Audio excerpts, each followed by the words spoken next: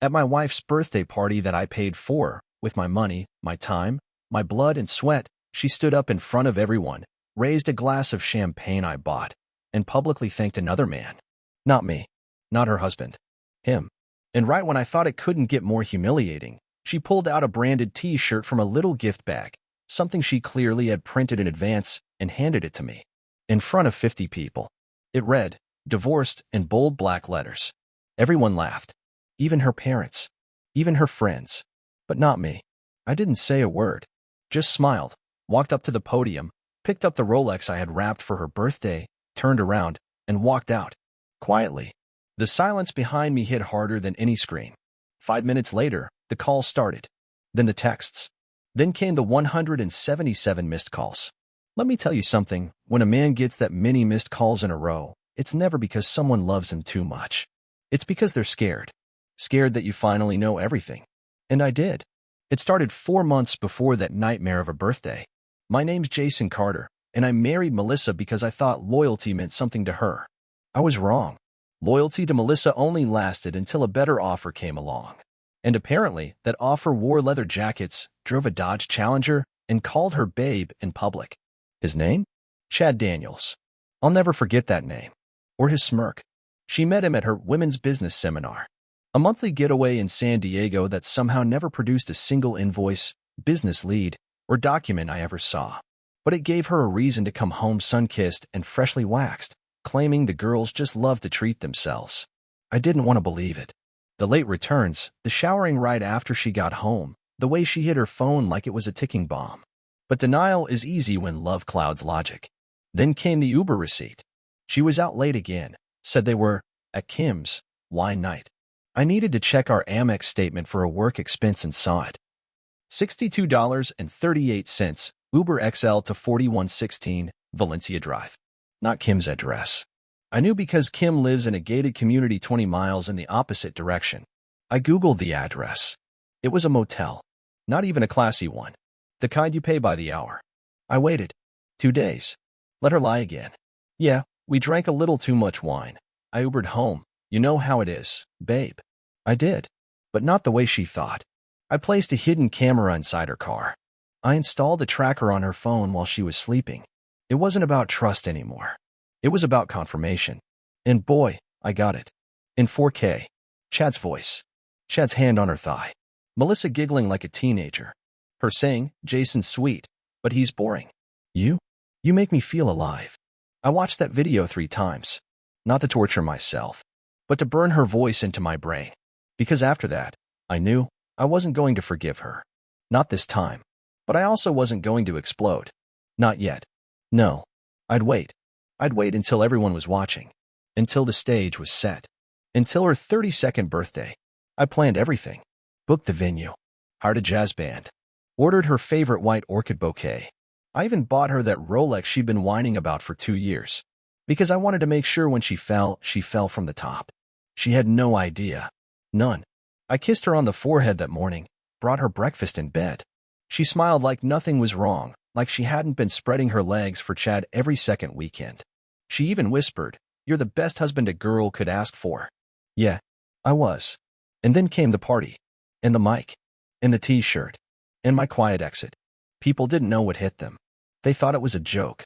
That I'd laugh it off. But I wasn't joking. I walked outside. Into the parking lot. Put the Rolex in the trunk. Turned my phone off. And just sat behind the wheel. For the first time in months, I breathed. But then I looked back through the tinted window and saw her. Running. Panic in her eyes. Dress hiked up. Heels in her hand. It was just beginning. She banged on the car window like a lunatic, mascara streaked down her face, hair all messed up, probably from all the dancing. I didn't flinch. Just stared ahead, hands on the wheel, heart calm for the first time in weeks. She yanked the door handle. Locked. Again. Locked. Then the yelling started. "Jason, what the F *** is wrong with you? Come back inside." I rolled down the window exactly 1 inch. "You forgot to thank me for the party," I said, voice flat. Her eyes twitched. "You're being dramatic." I smiled. "Tell Chad I said hi." That hit her like a bullet. She stumbled back like she got slapped. Her mouth opened, shut, opened again, and then, "What are you even talking about?" I unlocked the door slowly and got out.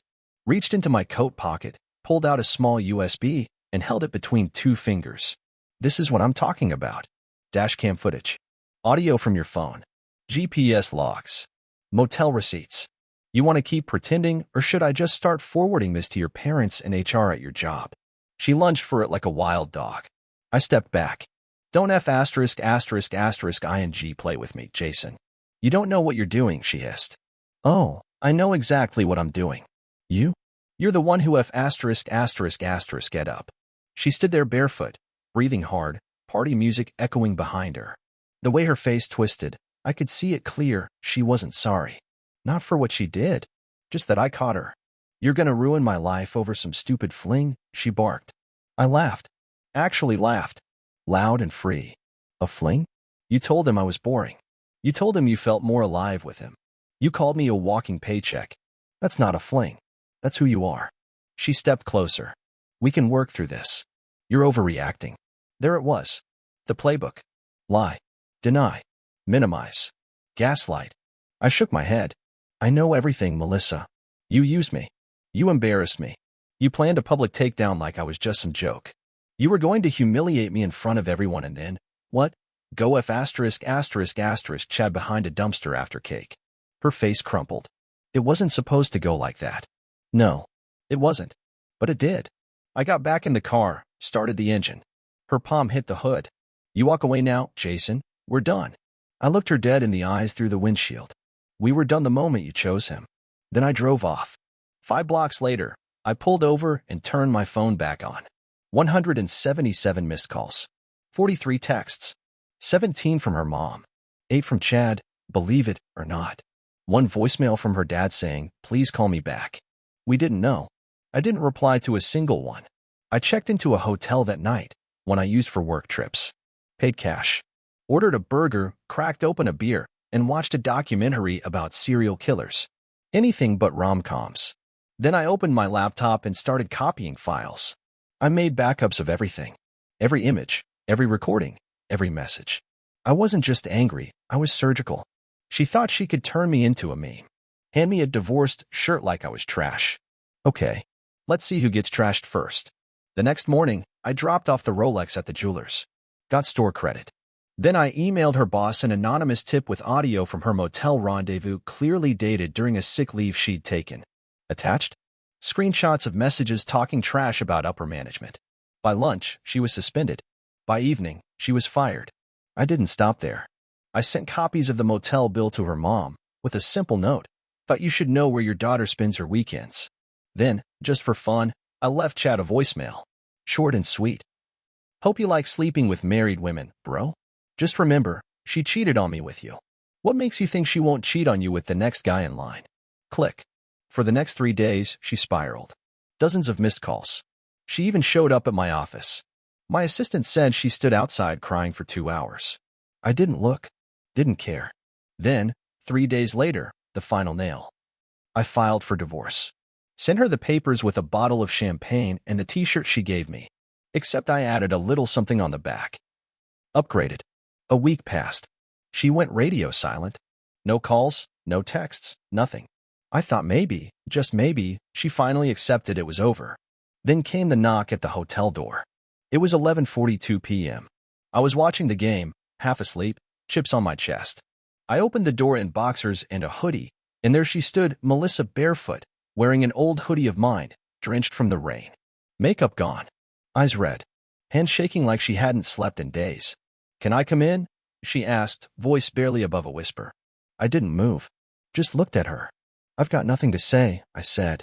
She stepped forward. Please. Just 10 minutes. That's all I'm asking. I let her in. Not for her. For me. I needed to hear what kind of twisted lie she'd try spinning now. She walked in like a ghost, dripping on the carpet, and sat at the edge of the bed like she used to every time she wanted to manipulate me. But this time, she wasn't in control. Get up, she started, eyes locked on the floor. I know that. No I muttered. She flinched, but didn't stop. I didn't mean to fall for him. It just happened. I was bored, and he made me feel something again. But it was stupid. He doesn't care about me. Not really. Not like you did. Did. I asked. Past tense? She looked up. Do. I meant do. I stayed quiet. Let her fill the silence. I've been AB asterisk asterisk asterisk asterisk to you, Jason. I took you for granted. I thought you'd never leave. That no matter what I did, you'd always be there. You humiliated me. In front of everyone. You planned that. Her jaw tensed. It was supposed to be a joke. A joke?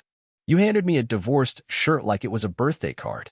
You publicly thanked the guy you were sneaking off to motels with and ignored me. You don't joke like that unless you think I'm some kind of clown. She wiped her face with her sleeve. I thought if I made you angry enough, maybe you'd break up with me first. I didn't want to be the bad guy. That broke me. You were the bad guy, Melissa. She stood up, eyes full of some fake clarity. I want to fix it. I laughed. I couldn't help it. Loud and ugly. Fix what? You think this is a flat tire? You slept with him for months. Lied to my face every night. You don't fix that. You throw it out and never touch it again. I'll do anything, she whispered. Therapy. Counseling. Whatever you want. I want you gone. She gasped. Like she couldn't believe I said it. Like I wasn't allowed to finally say what I felt. I gave you everything, I said. I paid for your dream car. Your vacations. Your startup that failed 3 times. I worked 12-hour shifts so you could find yourself. And when you found yourself, it was on some other guy's lap. Her lower lip trembled. For a second, I saw a crack in her mask. Then it hardened again. You're making a mistake. There it was again, her way or the highway. No, Melissa. You made the mistake. I'm finally just fixing it. She stood there for a second longer, like she wanted to say something else, maybe cry again, maybe beg. But she didn't. Instead, she walked toward the door, stopped, turned around, and said, He's gone, by the way. I raised a brow. Who? Chad. He ghosted me. Blocked me on everything. I shrugged. Figures. He got what he wanted. So that's it. After everything we've been through? Everything we've been through? You mean me carrying the relationship while you played fantasy life on Instagram? Yeah, that's it. She stared at me like she was waiting for something. I gave her nothing. Then she left. I locked the door. Sat back on the bed. Looked at the mess of chips and beer and old receipts on the table. And for the first time in years, I didn't feel alone. I felt free. But the story wasn't over. Because 3 days later, I got a letter in the mail. Melissa was suing me for spousal support. That envelope burned in my hand. Not literally, but in a way that made my chest tighten like a vice. Melissa, after cheating, humiliating me, and trying to publicly reduce me to a meme, was now suing me for money. Spousal support. It was laughable if it didn't make my blood boil. I ripped the letter open and read every line. She'd hired some high-end attorney in Los Angeles, probably someone her family recommended, to file a formal petition. In it, she claimed she'd become accustomed to a certain lifestyle and required financial support to maintain her stability. Let that sink in. The woman who told me I was boring, slept with Chad in a motel off the highway, and gave me a damn divorced shirt at her birthday, now wanted me to fund her recovery. My lawyer, Ben, nearly choked when I sent him the document. She's either delusional or suicidal, he said over the phone. But let's bury her either way. We met that same evening. I brought every screenshot, every audio file, the footage from the dash cam, even the receipts from the motel with her signature. Ben's eyes lit up like a kid in a candy store. This isn't a case, he said. It's AF asterisk asterisk asterisk ING execution. But Melissa didn't back down. No. She doubled down. Her lawyer sent me a list of demands, half the house, half the joint savings, $3,000 a month in support, and she wanted to keep the car I bought her for our anniversary. That same car I saw Chad driving in one of the videos. She was out of her damn mind. The court date was set. For weeks. And every day in between, she found new ways to crawl back into my life. She sent texts, emails, even tried sliding into my DM requests from a burner Instagram account, pretending to be a friend. I blocked everyone. Then she upped the game. Showed up at my gym. Full makeup, workout leggings, pretending to stretch while staring at me like we were in some rom-com reunion. I ignored her. Didn't say a word. Just walked past her, turned the corner, and punched the heavy bag like it was her lawyer. The next day, a voicemail. You looked hot at the gym. Miss you. I deleted it. That night, she left a handwritten note under my hotel room door. It said, "You don't get to just walk away from me, Jason." That line. That F asterisk asterisk ING line star. She wasn't trying to fix anything. She didn't want love or forgiveness. She wanted control. And when she couldn't manipulate me with tears, guilt, or cleavage, she turned to what she knew best. Chaos. I had to change hotels. Got a different room under a different name. I stopped going to the gym. Started working out in the parking lot at midnight, headphones in, watching shadows. I wasn't scared. I was calculating. Because court was coming. And I wanted to walk in not just prepared, but undeniable. Then came the last straw. One night, I got a call from an unknown number. Normally, I let it ring. But this time, something told me to answer. It was Chad. His voice was shaky, panicked. I could hear traffic in the background. Jason, man, look, I didn't know she was still with you, all right? She told me you were split, that you cheated on her, said you were abusive. I didn't say anything. She's ing crazy, man. She showed up at my apartment yesterday, screaming, banging on my door at 2 a.m., said she was pregnant and it was mine. I blinked. She said, what? Yeah, man. Pregnant. I made her take a test right there in the bathroom. She wasn't. Just another game. He paused. You better watch your back. That girl's not just toxic. She's dangerous. I hung up without a word. Then I called Ben. We go scorched earth, I said. No mercy. He sighed like he'd been waiting for that. About ing time. The courtroom was quiet. Sterile. No chaos, no screaming, no happy birthday banners or branded t-shirts. Just 4 beige walls, a bored judge, and the end of everything. Melissa walked in wearing a black dress like she was at a funeral. My funeral. Hair curled, subtle makeup, no tears yet. Just a smug little smirk like she knew the game and thought she was still playing it better than me. She didn't see the arsenal Ben and I had packed. Her lawyer started with the usual sob story. Melissa had dedicated her best years to the marriage, relied on my income while she pursued creative passions, and now faced emotional distress from an unexpected divorce. She needed support to rebuild her life. Ben stood up calmly. No theatrics. Just opened a folder and handed the judge a file. In that folder, Your Honor, are timestamped videos, audio recordings, and financial records proving Mrs. Carter engaged in a prolonged extramarital relationship while misrepresenting her marital status, misusing marital funds, and committing what we believe to be strategic emotional manipulation. The judge raised an eyebrow. Melissa shifted in her seat. Ben continued, we have receipts of motel stays, recorded conversations including explicit discussions about hiding the affair, and a gift presented at a birthday party, meant to humiliate my client publicly. He placed the divorced T-shirt in a plastic evidence bag on the table. Her lawyer stammered. Melissa went pale. And then the judge said it. The sentence that cracked her open. Given the evidence, this court finds no justification for spousal support. Furthermore, Mr. Carter will retain the property and joint savings. Mrs. Carter's claims of emotional duress appear self-inflicted. Melissa turned to me, eyes wide with something I hadn't seen in her since the day we met. Fear. Real, helpless fear. I didn't smile. I didn't blink. I just watched. Court ended. Ben clapped me on the shoulder, whispered, free man. I nodded and walked out. But she followed me. In the parking lot, heels clicking against the pavement like a warning bell. Jason, wait. I kept walking. She ran this time, grabbing my arm. You ruined me. I looked at her. Finally looked. No, I said. You ruined you. She shook her head. I can't believe you did this to me. You humiliated me in front of friends and family. You let another man climb into the life I built for us, and then you handed me a joke like it was a gift. You sued me after cheating, and I'm the bad guy. Tears welled in her eyes, but it was too late. Whatever she thought she could say now, it was ash in her mouth. You destroyed my reputation, she hissed.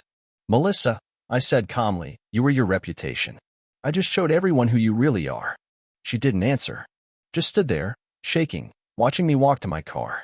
That night, I drove home. Not to a hotel, not to a friend's couch, but home. Alone. Peacefully.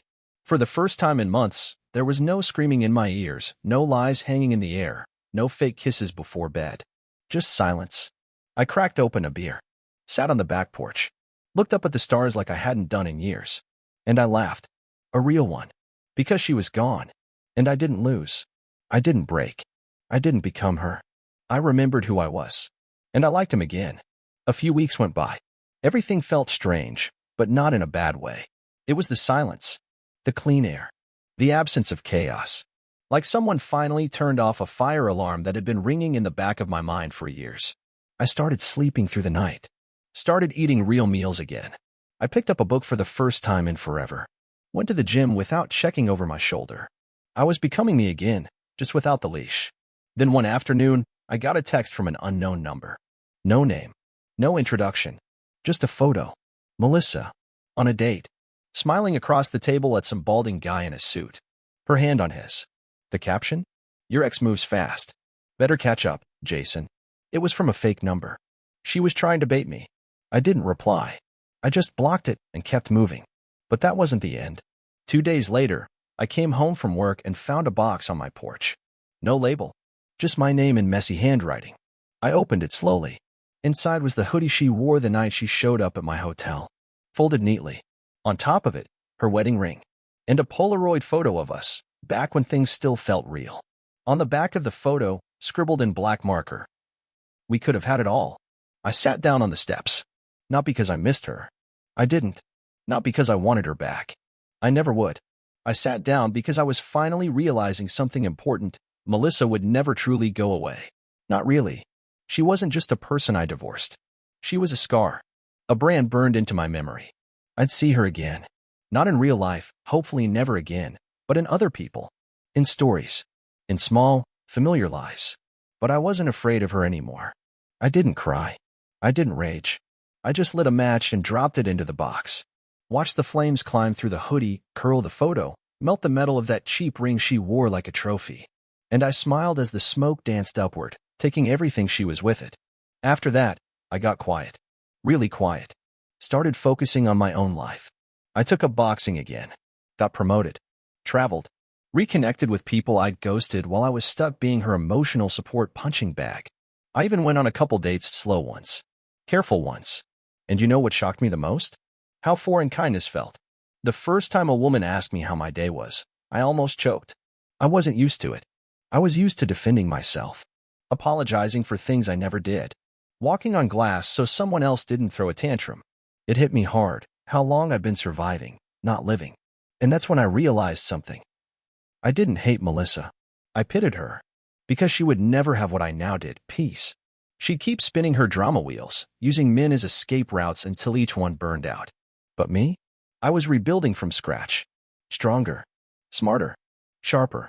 And if I ever met another woman like her again, I wouldn't waste another second figuring it out. I'd walk. Without a word. Without hesitation. Because now I knew what a real red flag looked like. And it looked exactly like Melissa on her birthday, holding that t-shirt with that smug little smile. And if I could leave that moment behind, I could leave anything. Spring turned to summer, and with it came a quiet sort of clarity. I didn't realize how loud my life had been until the noise was gone. There were no more fake apologies. No more cold shoulders in bed. No more checking Melissa's mood the moment I walked through the door like I was defusing a bomb. I had space now. Headspace. Room to breathe. But then something happened that cracked the silence just a little. I ran into her brother, Travis, at the grocery store of all places. I hadn't seen him since before the split. He used to be cool before he started taking her side without ever asking me what happened. He looked surprised to see me. I was filling a basket with steaks and whiskey. He had almond milk and kale. No contest. Jason, he said, like I was a ghost. Damn, man. You look different. Different how? I asked, not breaking stride toward the self-checkout. Healthier. Lighter, he said, falling into step beside me. Like someone dropped a 100-pound anchor off your back. I scanned a bottle of bourbon and looked him in the eye. Someone did. He nodded slowly. Look. I didn't know the half of it. Melissa lied to all of us, man. I didn't find out what really happened until after the court stuff went down. She's unraveling. I didn't answer. Didn't care. She told my mom you ruined her life, he said. She ruined her own. She's seeing someone new. Some guy who owns a car wash and wears a gold chain over a tank top. That tracks. She also got kicked out of her apartment. And, she said something about missing the old days. With you. I laughed through my nose. I bet she does, I said. Those days came with health insurance and first-class tickets. We stood in silence for a second while the scanner beeped through the last items. Travis cleared his throat. She's not gonna make it easy, you know, he said. Melissa doesn't move on. She circles back. I grabbed my receipt. She can circle all she wants. I'm not standing still. I walked out without looking back. A week later, I got a friend request from her. Not Melissa. Her sister, Claire. The one who always used to pull me aside at family dinners and whisper, "You could do so much better." I accepted. A day after that, I got a message. "Claire, I'm not gonna lie. You dodged a bullet."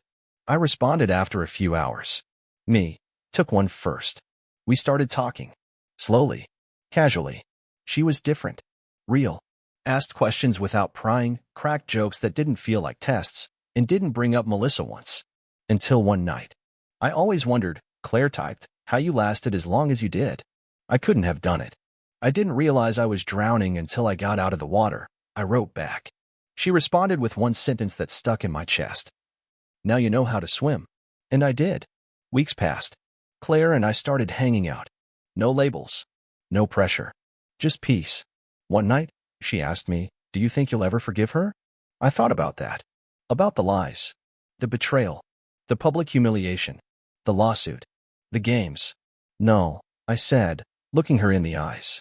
"But I forgive myself for letting it go on for as long as I did." She smiled. "That's the only one that matters."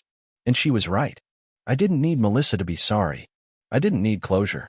I didn't need revenge anymore. I just needed to never forget what I learned. And to never, ever ignore my instincts again. Because sometimes love isn't blind, it's just looking the other way. It was a Tuesday. The kind of day that used to blur into the rest, emails, coffee, traffic, empty conversations. But not anymore. That day, I woke up early, went for a run, made breakfast for no one but myself, and sat by the window watching the sun climb the sky like I hadn't done in years. Melissa wasn't on my mind. Not really. Not anymore. But what was on my mind was me. Who I was. Who I became. I didn't come out of that marriage a victim. I came out a survivor. A man who stared betrayal in the face and didn't flinch. A man who learned that sometimes walking away isn't weakness, it's wisdom. The truth is, she didn't break me. She shattered the illusion. And what was left underneath was real. I looked at the man in the mirror now and didn't see confusion or self-doubt or 1,000 unanswered questions. I saw clarity and peace. Melissa went on doing whatever Melissa did, drifting from man to man, playing house, selling stories of how her evil ex ruined her life. That was her prison, her cycle, her trap, not mine. And me? I stopped chasing closure and started building something better. A life on my own terms. With people who told the truth. With space for someone real when the time was right. So what would I say to someone standing where I stood? To the man just discovering the messages. Hearing the lies. Feeling that punch in the gut that knocks the wind out of your soul? I'd say this. Don't beg. Don't break. Don't waste your energy trying to fix someone who enjoys being broken. Leave with your head high, even if your heart's in pieces. You'll heal. It'll hurt like hell. You'll question everything. You'll lose nights. But one morning, you'll wake up, and the weight will be gone. And in its place, freedom. And you'll never trade that for anyone again.